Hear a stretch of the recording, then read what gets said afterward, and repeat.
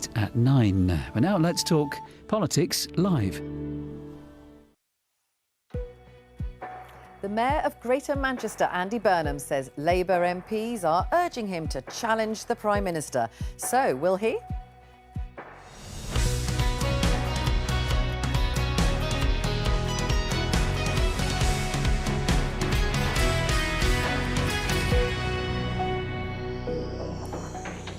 Hello, I'm Vicky Young and welcome to Politics Live. Joining me today, Chief Political Commentator at The Times, Patrick Maguire, former Scottish Labour leader Kezia Dugdale, now at the Centre for Public Policy, and one of the new recruits to Reform UK, the former Conservative Party chairman, Sir Jake Berry.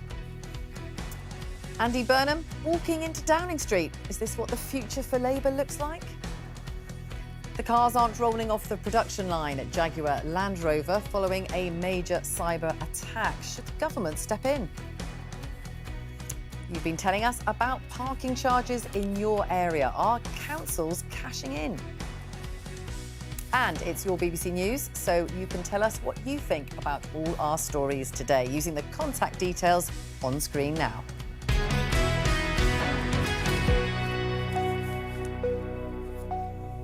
Now, in the last 24 hours, there's been quite a lot of speculation about the leadership ambitions of Andy Burnham, the Mayor of Greater Manchester. Now, this morning, he popped up on his regular slot on BBC Radio Manchester. Let's have a listen to what he had to say about it. I've not kind of gone, out there without any sort of, just me on my own. People have been getting in touch with me, and obviously I've said to them, it's not a matter for me. This is ultimately a matter for the party in Westminster to decide. I am here to support the party in whatever way I can. I've always taken that approach to the way I do politics. It remains my approach. I've said today in black and white, I'm here to support the government to make sure we're connecting with people here and across the country, and we've got a plan to beat reform. That is what matters. Patrick, what is going on here? Well, I think Andy Burnham would say there he's trying to hose it down, but he's effectively hosing it down with petrol. I mean, he's not really denying his ambitions. It's clear that Andy Burnham, if the ball came loose at the back of the scrum, to use the famous Boris phrase, if drafted by Labour MPs, that's what he's explicitly saying. You can interpret it if you want to take a jaundiced view of Andy Burnham, as lots of people in this postcode do, that it's all a come and get me plea, that it's all about Andy. I think he would say that he is making the same sort of critique of Westminster culture, the Labour Party, as he's been making for about a decade. It's too remote from people's lives, it's unrepresentative. He's doing something different in Manchester. But what's really going on right now in the Parliamentary Labour Party is that Andy Burnham is doing something remarkable. And I detect he's actually generating a degree of sympathy and loyalty to a Prime Minister most MPs don't really rate or like particularly. What they don't want is this sort of disruptive speculation. There's already a very destabilising contest for the deputy leadership. And it's quite hard this morning to find anybody who will say, even privately, yeah, I want some of what Andy Burnham is selling, or what he appears to be selling, which is an immediate challenge to Keir Starmer's leadership, even if he's not quite going there explicitly. Kezia, this comes after he's done a couple of interviews, hasn't he? He's saying that this is not him, forging this and bringing this forward. But he's done a couple of interviews, one of them with the New Statesman, and he's talking about various policies, and he's being at least obliquely critical, isn't he, of Keir Starmer's leadership? Yes, and look, it's not the first time somebody's tried to hog the limelight before the start of a party conference to try and steer the direction that it's going in. In that sense, this is textbook. It's a beautiful piece in the New Statesman, actually. It's really beautifully written. It gives you a real insight into Andy Burnham, the man. And I think who that man is somebody who paints in big, bright, bold primary colours. And that's the difference between what you get from Andy Burnham and what we're seeing at the moment from a Labour government, which is very much into sort of technocratic grey colours. And the difference you get with Andy Burnham is an understanding of the systems that are failing in Britain, whether that be housing, whether that be the way that devolution functions, whether that be the voting system itself in terms of proportional representation. He's prepared to be really bold and radical about that. I think that appeals to a lot of people. It certainly appeals to people in the Labour Party. I don't actually see this as a challenge around leadership. I think it's a challenge around the policy direction, and for that he should be heard. He's also, Andy Burnham, hasn't he? He's got a record in power, if you like. Of course, you were an MP in the North West. Andy Burnham, is talking about taking the fight to reform. Would you be concerned about a Labour Party being led by him? Would he be more of a threat than Keir Starmer? Well, I think what we're seeing here is that we are quite close, I think, to an all-out civil war within the Labour Party. The deputy leadership competition has got pretty nasty, with Bridget Phillipson saying that Number 10 are misogynistically briefing against her. I saw the comment against a Telegraph piece from Andy Burnham, which was the government spokesman said that he was cheap and desperate. I mean, this is approaching, and I know a bit about it. I used to be in the Conservative Party. We actually do civil wars quite well. And I think, really bizarrely, the Labour Party, after a fantastic election victory just over a year ago, is on the verge of civil war. And what really concerns me is, in this conversation, who's talking about Britain? Who's talking about what the British people need? This is an internal debate in the Labour Party about who might be best to lead them. Look, in terms of whether Andy Burnham will be a greater threat to reform, he's a heck of a long way from walking through the back door on Downing Street. I think what reform, White quite correctly would say, I think, is what the British people would believe. If Manchesterism is his worldview, Manchesterism did not feature anywhere in the Labour Party's manifesto. He was not an MP. He was not elected on that manifesto. So I think reform would be quite happy to see Andy Burnham walk through the door of Number 10. One, because I know that they could beat them, but two, because I think the calls for an election, for him to get a proper mandate for Manchesterism, whatever that may be, would become deafening. Let's have a look at one of the comments from that interview in the New Statesman made by Andy Burnham. He said, "We've got to get beyond this thing of being in hock to the bond markets." Now, that's got a bit of pushback from Labour MPs, including Callum Anderson, who is the ministerial aide to the Cabinet Minister Liz Kendall. And Callum Anderson says, "To lead a Labour government, you can't just dismiss the bond markets. Every pound spent on schools, hospitals and infrastructure depends on credibility with those who lend to the UK. Real change requires fiscal discipline, not wishful thinking." And Kezia, he is laying out some policy ideas here, isn't he? It seems to be more borrowing, higher taxes.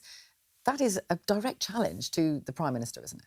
But he's also incredibly focused on economic growth, and we can see that in terms of the growth around Manchester and the wider northwest area. This is a guy that understands an economy that's growing benefits working people. But if you ignore the bond markets, the point that Callum Anderson's making there is that then you haven't got any credibility.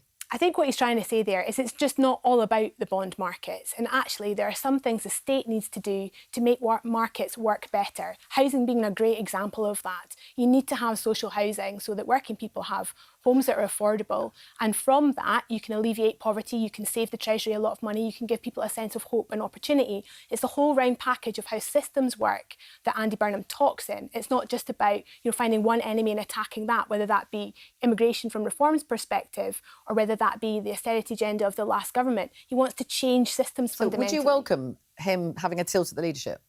I want to see his policy platform adopted by the UK Labour government because I want to see some of these big systems and that don't work. If Keir Starmer doesn't do it, and Rachel Reeves doesn't do this at the budget, would you think it's time for him to try and get a seat and try and challenge? No, because I think Keir Starmer has an enormous mandate and 5 years to make a difference. It's a really difficult time for the party. It's going to be a difficult conference. And, I think there's two ways that Keir Starmer can handle that. And the first one should be to do 2 speeches at this conference, actually. I think he needs to start the conference and do a bit of mea culpa, eat a bit of humble pie, say what he's sorry for, clear the air, and then use his second speech, a substantive speech, to tell the country what he's going to do next. If he can get through that, he can come out of this conference with the whole party, including Andy Burnham, square behind him. And I believe Andy Burnham is square behind him. He's just got some pretty strong and decent advice about the policy direction. Patrick, is that how you see it?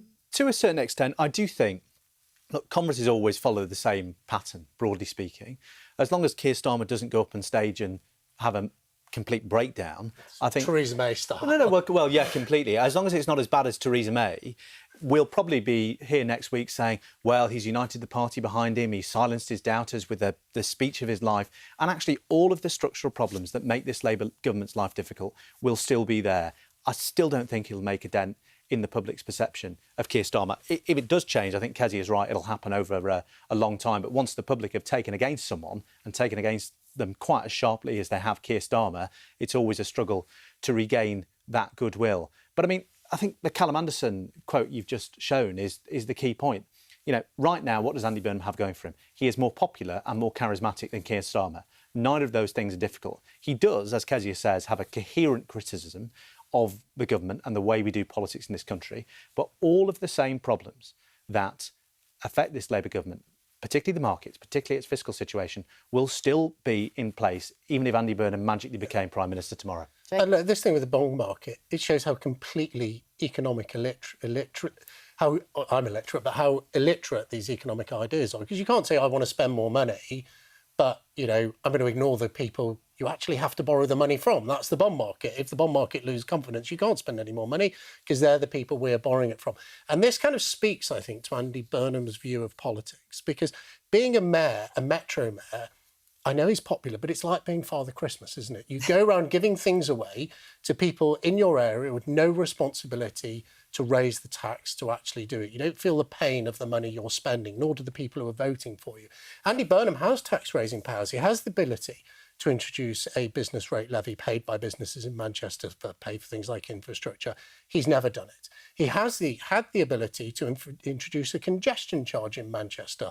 He got quite a long way down the line. He then pulled back.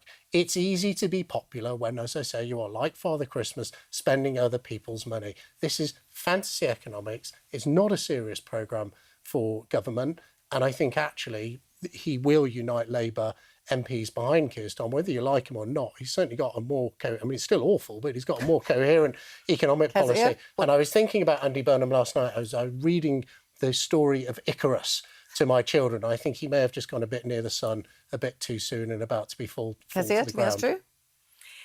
No, I don't. And I don't think it's fair to say, all Andy Burnham has done in the North West is spend money. I think when you look at what he's done over the past few years, he's created a really strong sense of regional identity. There's a lot of regional economic growth you can point to that's different from other parts of the country, and huge investment and, advances in transport, which is one area where he has a lot of power. Paid for by the taxpayer nationally, not from Manchester. Hang on a little second. And that's the platform from which Andy Burnham says this is why you need greater devolution within the United Kingdom. I don't know what Reform's position is on greater devolution, but I think you both accept to some extent that Westminster doesn't work. There are different ways of delivering for working people, and he's got a coherent plan about what that looks like, and that would include having greater powers to do things differently, yes, around tax, but also around economic growth and investment. Let me pick you up on the point about transport. He has the B network, which is the subsidised nationalised bus system in Manchester. That is all paid for by the UK taxpayer. He has the power to charge a business rate levy to say to people in Greater Manchester, where, by the way, I note congestion is up 13% in the last couple of years, to get people in Manchester to pay more for better infrastructure. He has never done it. He believes in the UK taxpayer paying for it. Why should someone who lives just over the border of Greater Manchester in Lancashire pay more income tax, more VAT, more capital gains tax, so people in Manchester can have a better bus service? I agree with what he says, but true devolution is the power both to spend money and to raise money. He has that power to raise money. He's run away from it. I think that shows a lack of economic competence. The bond market comment that he made, because, we saw with Liz Truss and her budget what happened. Saying that does sound somewhat naive given what has happened in this country. I think what he's talking about are the fiscal rules. And if you were to say more... So loosening Rachel Reeves's rules on borrowing. That's what I hear when I hear him talk about the bond markets, is that sense of perhaps the Chancellor needs to move away from that so we can have some of the big ideas, the big investment that he's championing, and that's why he's targeting the bond markets. But can I just reply to Jake's point here? Because what I've heard him say is, on the one hand, Andy Burnham doesn't understand business, and on the other hand, businesses in the northwest of England should be taxed more, and Andy Burnham should have done that already. So if there's an incoherence, I think, I'm afraid it's yours. He's calling, I'm not calling for greater taxation. He is. Real devolution, somebody who has spent a lot of time in Scottish politics, I completely agree actually that devolution, when it functions at its best, requires both the ability to spend money and to borrow money, and Andy Burnham understands that. That's why he's calling for greater devolution within the United Kingdom. He only understands how to spend money. He has never taken the opportunity to raise taxes locally. He has the power to do it. So I used to be Minister for Devolution. I know what his devolution deal is. You're advocating higher taxes. Is that what Reform voters think? No, what I'm saying is Andy Burnham should... And his bond market comments just show how economically illiterate he is. Forget the bond market. I want to spend more money, but let's ignore the people we have to borrow it from. I'm saying it's a similar approach he's taken in Manchester. He wants all of these improvements, but doesn't want any of the burden of raising tax. You saw, after spending over £100 million on implementing a road charging scheme in Manchester, how when it became unpopular, he ran away from it. He is a political opportunist. You can see this today with his blatant sort of attempt to court Labour MPs and Labour members about the leadership. I just don't think he's the right person to lead our country. You sounded a bit nervous, Jake. I'm not nervous at all. I think you asked me a question, I answered it. Kezia, can I just ask you, do you think there should be higher borrowing to pay for some of the things presumably you include in that? Do you lifting the two-child benefit cap, for example? So borrowing isn't the only way to do it. I desperately want the Labour government to lift the two-child cap. I hope we're going to hear that in the next few weeks. But the means to pay for that doesn't necessarily come from higher borrowing. Gordon Brown's advocated, for example, a tax on gambling that could square that off. That's a great idea. He should do that. Patrick, are you hearing that that's what's going to happen? Yeah, look, that's been something under discussion in government for a long time. I think certainly the gambling industry expect that to happen. And also, we wouldn't be seeing Bridget Phillipson, the cabinet candidate for the deputy leadership of the Labour Party. Which she, of course, says she's not. Well, no, but she is the only candidate who's in cabinet. She's not a running dog for number 10. Let's be fair to her. But she wouldn't be given the latitude to go out and say, I want to lift the two-child benefit cap, unless it was probably going to happen. So we can bank that. The bigger problem, though, from all of this discussion and what Andy Burnham is saying, is that, I think this tells us something deeper about the Labour Party, especially when it's in government. It's that nobody really in the Labour Party, and yes, there's some interesting thinking in government going on about public service reform, but nowhere near as much of it as we were promised before the election. Nobody has really thought of what it means to be in the Labour Party, or what it means to be on the centre-left in an era when you can't just say, OK, let's spend more, let's borrow more, let's tax more. I think none of those prescriptions really work given the state of the economy and the fiscal situation the government is in. And nobody is really, there's some interesting thinking going on in the Treasury. Rachel Reeves talks about deregulation, but doing that in real time in government, if you like, isn't that part of the problem here? That it doesn't seem to have been thought about in advance. So now they're having these arguments openly a year and a half into government. Yeah, and look, part of the problem was the deliberately cautious, content-free election campaign. Yes, it was a masterstroke of electoral organisation, but basically Labour have a mandate for everything and nothing. Change, the big slogan, basically means anything to anyone, and it doesn't actually mean having knotty conversations about what it means to be on the centre-left in a time of scarcity. And nobody has come close to answering that question. Every attempt they've tried to make to answer it has rebounded on them in the most spectacular way. OK, we're going to come back to that thought. But as we've been saying, it is the Labour Party conference next week, and Chancellor Rachel Reeves's big speech is on Monday. And if you run a business, we'd like to hear from you. So get in touch using the contact details on screen now. You can send us an email, WhatsApp message, or even a short video note. We look forward to hearing from you on all of that. Just have a look at this headline in The Guardian, and this is really about Patrick saying about the fight back, if you like. This says Starmer gambles on levelling up style initiative to tackle reform threat. And this is the news, an announcement today that tens of millions of pounds will be given to deprived areas of the UK to, in Keir Starmer's words, get rid of the boarded up shops, the crumbling parks that have become symbols of a system that stopped listening. Kezia, is this going to work? It's a good idea, and I'm so interested in what Patrick's just referred to in terms of Labour needing to do some serious thinking around what they stand for when it can't be just spending money that doesn't yet exist. I mean, this obviously is spending money. Yeah, but this is spending to save. That's the critical thing. So, and it applies also to housing when I talked earlier. So one of the things I would like to see is Labour build social housing. If they get people out the private rented sector and into social housing, that brings down the benefit bill. That's an example of a policy where you spend money up front to save somewhere else, and it's popular too. This policy that's been advocated is really similar to that. The idea being you invest in local communities, you reopen high streets, you get the economy functioning again. And a consequence of that is jobs for people that reduce the benefits bill, and you see the saving elsewhere. It's a whole system approach to growing the economy, and it's the right thing to do. Patrick, it sounds like levelling up. It's very similar, as Jake will probably, feel like he's seen and indeed starred in this film before. I guess, look, I think doing these little things, so much of what you hear from ordinary people about politics is the palpable sense of decline in this country and the utter impotence of politicians to do anything about it, particularly, and it's all rooted in place. I'm from Southport on Merseyside. We have a mile-long Victorian High Street that was the basis for the Champs-Elysees in Paris. That's definitely true. Look it up. We've got the second longest pier in the country, which has been boarded up. The longest metal pier in the world. Yes, indeed. Right, and it's been boarded up for 3 years almost because no one can find the money to pick it up. And you speak to people in places like that, people who once had something to be proud of, and they say, and it's no wonder people in this country are turned off from mainstream politics. So if this can deliver, visible improvements, then yeah, people will feel better. But ultimately, as Jake will remember, you've got to get everything else right as well. And people are also tired of being told, we're going to spend a load of money on your place, seeing hoardings go up and then seeing nothing happen. Yeah, and Jake, that is the criticism of the last Tory government, which you were part of. Levelling up didn't really happen. I think one of the challenges with this is it's not actually very much money. I think it's £2 million per area over 5 years. Now, £2 million is a lot of money, but in terms of public infrastructure, buying up shops, improving road infrastructure, it actually doesn't go very far. How hard it is to do. Well, the second point I was going to make is, even if the £2 million were going to be paid to these local authorities in one go tomorrow, it would still be a year, 18 months, 2 years before you saw any change whatsoever, because the public sector creaks in this country with procurement and planning and all the challenges you've got in the system.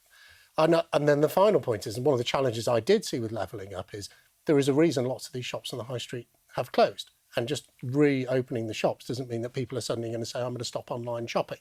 I'm going to rush back to the high street. And I think, as well as this money, which I think will be welcomed by those communities, you have to think differently, reimagine high streets, open them up to childcare rather than shopping or whatever you think is the right thing to do. And what the Labour Party doesn't seem to have from this announcement is the plan to reimagine the high streets after this. And then finally, what people really want to transform communities are secure, highly paid jobs. And the state of the economy isn't something that is encouraging businesses to come to the UK and invest. We have some of the highest energy prices in the world, and you cannot, in reality, have a successful economy where you have energy prices that are unaffordable. And many of these communities, many former industrial areas, what they will want is the return of industry, and it isn't going to happen until we do something to tackle energy prices. OK, now, Jake, I want to play you a clip from your former boss and your friend, Boris Johnson. He's been talking to Harry Cole of The Sun and talking about the threat from Jake's now party, Reform UK. Well, because, unfortunately, the party that you mentioned, Reform. Reform. Whatever you know what they're called. It was on 0% when I was Prime Minister, right? And the other thing I would say, because they like to say, they were. But they're on 31% now, and the Tories are in the toilet. Mile through, they were on 0%, and that was because we got Brexit done, and we would fix this problem. We would have completely solved the. COVID was a big problem. We were flying blind, but we would have fixed it. So getting rid of you was the problem. Frankly, yes. Jake, so if Boris Johnson came back to lead the Conservative Party, it would fend off reform, and would you rejoin the Tory Party if he was leader?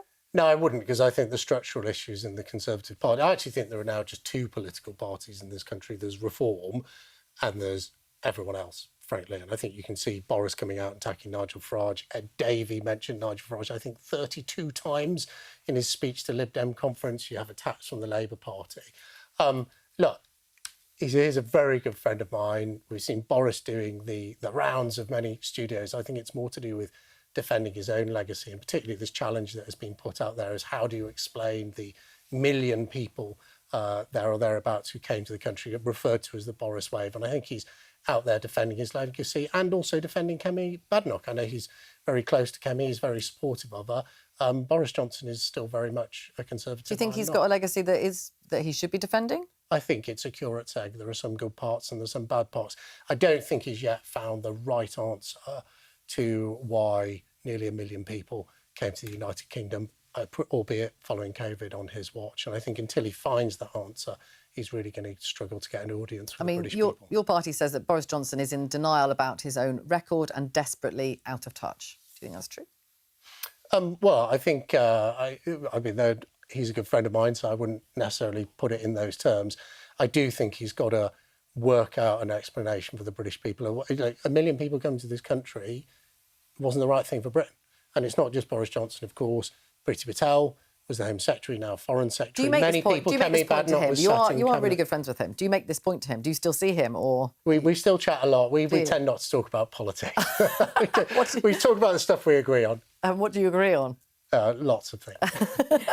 I mean, there's also the issue here is that Boris Johnson talking about your leader, Nigel Farage, you know, his stance on Russia, for example, saying that's extremely dangerous and that Reform UK is a threat to national security. Well, he didn't quite say that. I think if you played the full clip, he said one of the greatest challenges facing Britain was national security, and Nigel Farage doesn't necessarily have the answer. It's not quite as you put it.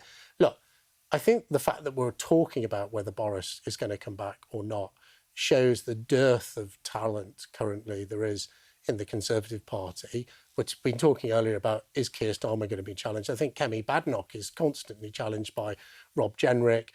Our two major parties, the government and the opposition, have a sort of low-level, ongoing civil war about their future. Reform's different. It's talking about the future of Britain.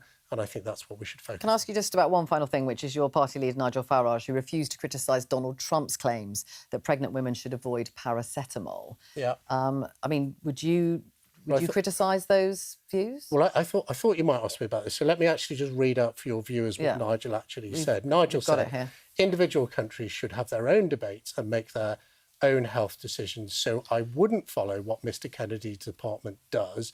I'd listen to what they have to say, but I wouldn't follow it. So I don't think it's quite right to say. But he did in the same sentence say we were told thalidomide was a very safe drug, and it wasn't. He actually went asked, and I don't know. He's right about that. We were told. Look, I have an autistic son, and I think the real debate we should be having isn't about whether paracetamol causes autism or not. I would follow the NHS's view on that. They're the experts. I'm not.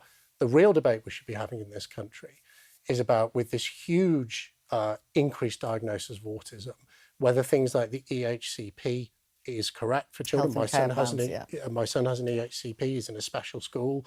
Whether the funding is adequate for autistic children and other children with additional needs and disabilities, I would say it absolutely isn't.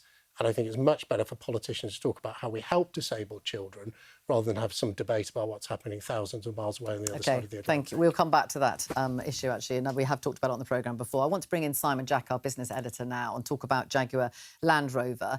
And Simon, the ministers are considering stepping in to support the car makers' suppliers. What do we know about their thinking? Well, we know that they've been kicking around a number of different ideas. The unions were calling for a COVID-style furlough scheme to keep money going to workers, some of whom are being told to sign on, frankly, and employers in the supply chain struggling to pay those workers. The government didn't like the look of that. A lot of these suppliers have JLR as one of their customers, not all of their customers.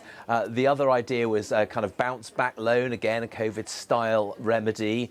But a lot of suppliers didn't like the look of that because it would be them adding to debt. Even though those loans would be guaranteed, they would be taking on additional debt. A lot of them still have COVID-era debt that they're struggling with. So the latest idea, which we confirmed overnight they are looking at, is for the government to step in, actually buy the parts from the suppliers, stockpile them somewhere, to then deliver them to JLR when it's back on its knees, having been crippled for nearly a month. Now, that, in a way, has an elegant solution. It means people keep working, JLR will get their parts eventually, and the suppliers can keep going. But I'm told by people in the industry this is horribly complicated from a logistics point of view. There's no place to stockpile these at JLR. They run a very precise just-in-time. The part's got to be in the right part, the right place, the right time.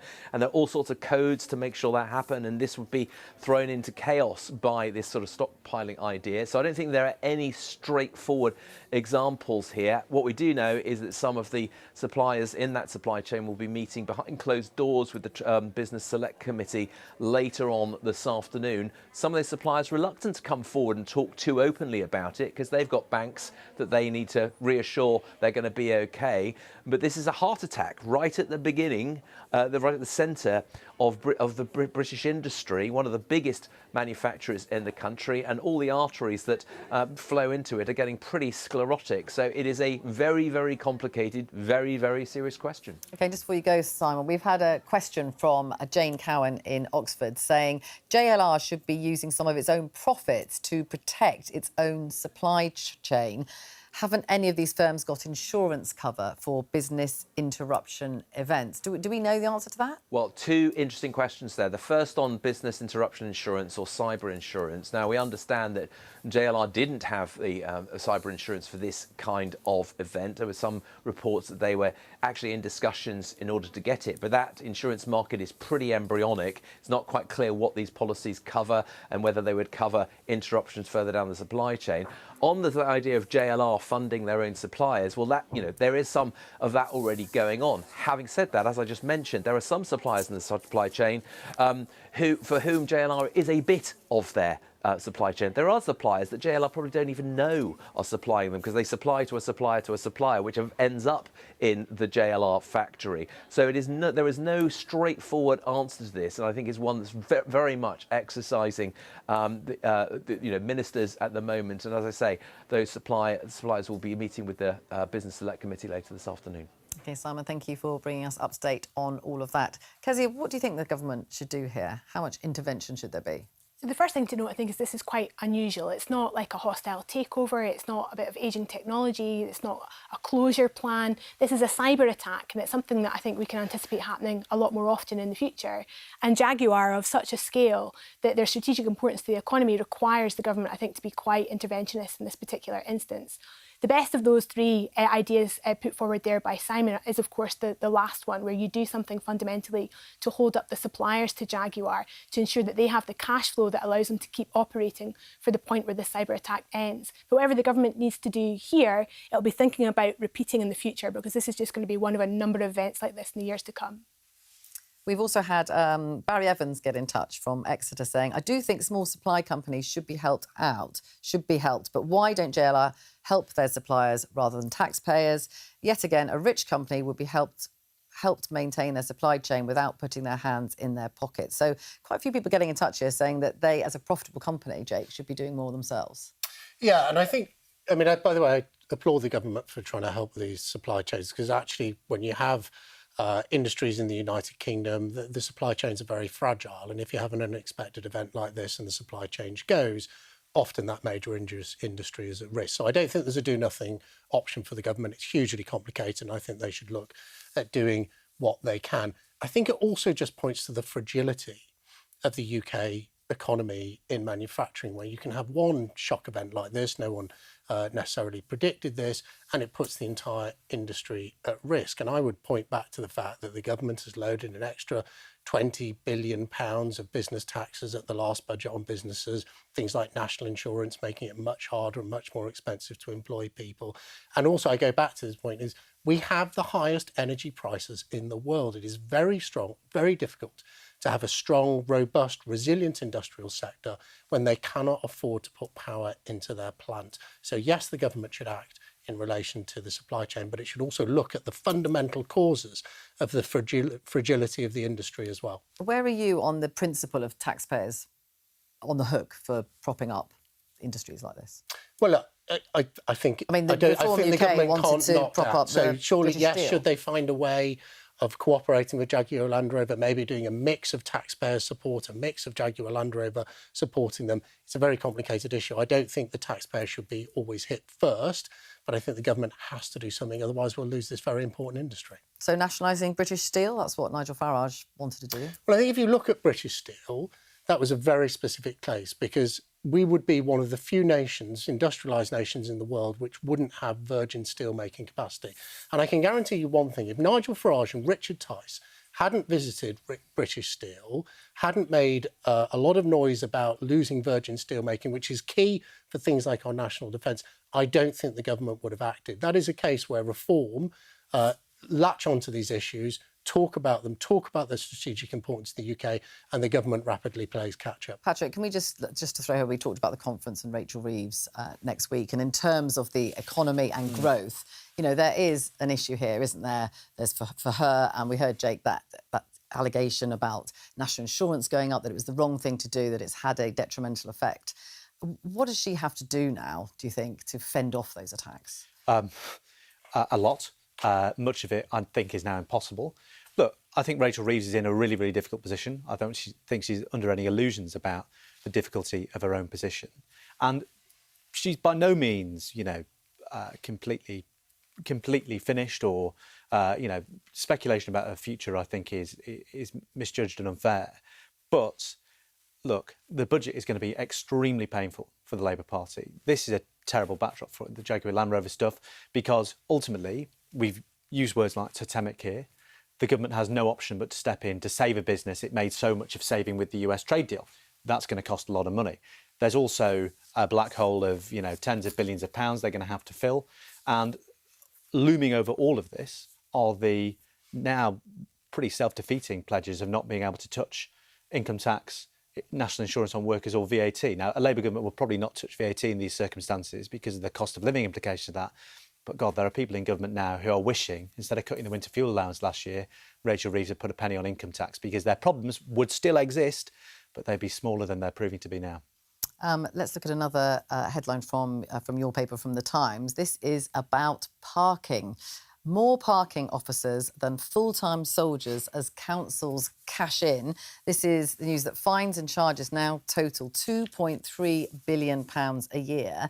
That is a jump of around 20% in 2 years. Now, we got in touch with the Local Government Association, which represents councils, of course, in England and Wales. And they said income raised through on-street parking charges and fines is first spent on running parking services, with any surplus spent on essential transport improvements, including fixing local potholes and supporting local bus services.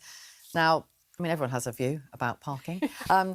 Kezia, that's why they say they're doing it. Yeah. Do you think that's fair? I think there's a bit more to it than that, in truth. So I pay £9 an hour to park in the centre of Edinburgh. That is a lot, right? And I think that prices a lot of people out of parking in the centre of town. And it only works if there's the relevant public transport to get there by other means. But the reason Edinburgh City Council charges these rates is because it needs to generate income to do the things it wants to do beyond its statutory responsibilities. And that fundamentally takes us back to how local government is funded by the Scottish Government or the Welsh Assembly, and then indeed by the UK Government.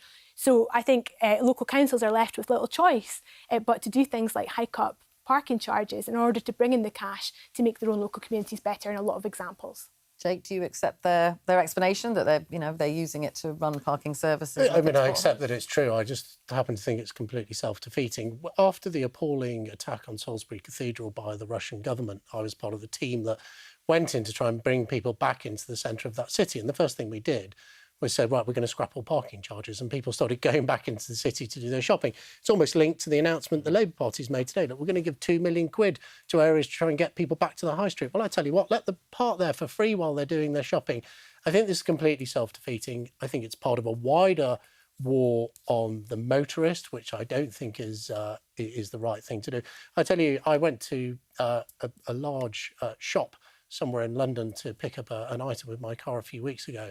And I phoned them up and I said, look, last time I came to collect something from your shop, I got a ultra low emission zone fine. These streets you're not allowed to drive, it's called something else, streets you're not allowed to drive down. And I said, is there any way I can come to your shop without getting a fine? They said, no.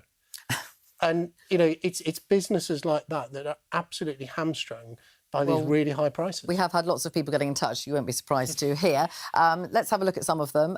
Susan from Bath says that she parked in a council-run underground car park serving a sports centre. There was no phone signal to pay. She went upstairs to get a signal, paid for 1 hour, went to an exercise class and returned to the car to find a ticket timed 3 minutes after she had arrived back. And then from Sam in London, he says he was unfairly fined. He said the signs were hidden in bushes, therefore they weren't visible. He said he paid without hesitation, but he also sent a video proving no visible signs and suggested that they improve that situation, which he said they did. And Norman from Middlesbrough also had a problem. My son had a ticket saying he hadn't parked in a marked bay. It was marked, but the lines were faint. They were just about visible. The council had repainted the bays but didn't do a good job of removing the old ones. I took it up and got the ticket rescinded. So maybe that's the way. Have you challenged any? No, I've never actually had a parking fine, being a good boy. Look, but that's the... Very impressive. But the crazy thing is, I don't own a car, right? Yeah. I would occasionally drive, when out of London, somebody else's car or a hire car. I have 3 different parking apps on my phone, and I don't even own a car. That's what annoys people, I think, as much as anything else. It's the lack of basic accountability. You know, we should. It's like Tony Benn's questions for power, like who are you accountable to? How can I get rid of you? So much of these council services are actually outsourced to, you know, this parking company or that parking company. You've got to text a number, it doesn't work, you can't pay in cash, and it's that sort of the state not really, you know, essential services the state is providing being sort of sliced and diced and run by faceless corporations that you can't even get on the phone. Oh, you'd be joining Andy Burnham's campaign too. Quite possibly. Well, maybe Nigel Farage. What's more egregious? Parking on a single yellow line at the wrong time of day or missing a doctor's appointment. Of course, we'd accept that if you park on a single yellow line, you know, you might get a 70, 80, 90 pound charge. If you miss a doctor's appointment, arguably, I think much more damaging when we have a huge crisis with people accessing our NHS, you don't get a fine. For a long time, on a personal basis, I have said that I think we should charge people for missing doctor's appointments and not necessarily charge them for parking. But you can park anywhere. Will you be saying, obviously, Reform UK now run quite a few councils. Are you know, is this something you should say to them, like to revive the high street? Is that something you could say to them? You know, don't charge parking or reduce the parking charges? So I think, particularly in Greater Lincolnshire, I talked to Andrea Jenkins a lot, who's the Mayor of Greater Lincolnshire, just in a couple of weeks' time. It's the Great Exhibition of Lincolnshire, and she is looking at all of these, using this power of devolution in a way that Andy Burnham has and others have, about how you do drive footfall back onto the high street. Whether parking will be part of that, that's for her to say, but I'd certainly encourage her to look at it. Do you think that more should be done? Would it help, do you think, to get people back into city centres, into high streets? I think parking's part of it, of course it is, but there's so much more we need to do to, you know, bring life back to the high streets. Part of that, I'm sorry to go back there again, is to do with housing. There need to be places that people want to live. Actually, a lot of people don't live in the centre of towns anymore. There's a lot of economic growth could come from that, and a lot of opportunities to make housing cheaper and more prosperous in the long term for folk. If we thought about it, everything you do in the high street, not just shop, but like eat, childcare, as you mentioned earlier. I'm a big fan of that's what they do in the Nordic countries. They put childcare on the high street, big sort of children's nurseries, and it really drives footfall because mums and dads or carers drop their kids off, they go and have a coffee, then they do some shopping. We do need to rethink our high streets, and you know, I hope that whichever government may be in power from time to time will really grip this issue because it's hugely important to the communities we live in. Patrick, I just want to pick up on your point because yesterday we talked about bins, which is obviously another council service that people have very strong views about. And we had a guest who joined us from West Berkshire talking about that. And it was interesting because he sort of made the point. He felt he's paying a lot of council tax and that idea that he's not getting the service that he thinks he should. Do you think that's a pervasive kind of feeling that lots of people have? Yeah, absolutely. And Cabinet Ministers, you know, Rachel Reeves, Shabana Mahmood have begun thinking about that idea of contribution. I mean, it's a very old Labour idea, the idea that what you get from the state should be linked to what you pay in. The problem for the Labour Party, and indeed all politicians of the mainstream, is that people feel, and it comes back to Jake's point about tax, people feel they're paying more than ever, and yet they're getting less and less out. And what they do get doesn't work, or it serves to generate profits for somebody else, right? That's the ultimate problem. And, you know, I think Reform have now got a golden opportunity in the councils they are running to say, actually, we can do the basics. And if they manage that, I mean, I'm speaking to senior figures in Reform, not Jake, he was not then a senior figure in Reform as he is now, around the local elections. You know, that's what you heard from Reform people. You know, we just want to make sure the bins are collected, the potholes are filled, and make sure people feel that they're getting something from the state for what they're paying. And for too many people, that is not the case. And if you add a whole range of other issues like migration, etc., onto that, it's no surprise people feel that contribution isn't repaid in this country. OK, now, as we've been saying, it's Labour conference. We talk about that next week. Chancellor Rachel Reeves' big speech is on Monday. And if you run a business, we'd like to hear from you. Get in touch using the contact details on screen now. You can send us an email, WhatsApp message, or even a short video note. We look forward to hearing from you. And thank you to all my guests. That's all for today. I will be back on Monday at the earlier time of 11:30 to cover that speech by the Chancellor. Do join me then. Goodbye.